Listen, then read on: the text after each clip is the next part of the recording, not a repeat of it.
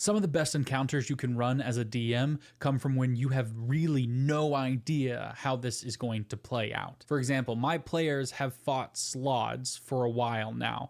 Every Slaad that they have come across has either been freshly burst out of somebody or they've just transformed into it because of how Slaads work. And every single time they have encountered a Slaad, it has either tried to kill them or they have tried to kill it because of just what's going on in the campaign. And so after killing and fighting a lot of these Slaads, I really wanted to see how bloodthirsty my players would be. So I gave them a scenario where a Slaad was sitting amongst a band of orcs and they were talking and laughing and having a good time together because I wanted to see what my players would do. Now I was prepared for combat. I was completely ready for them to just duke it out with this Slaad, and I thought that's surely what is going to happen because they have fought Slaads every single time. But when they came upon the campground of orcs and a Slaad sitting around a campfire having dinner and chatting about things, they were so confused about that Slaad that they didn't even think about potentially starting combat. They just had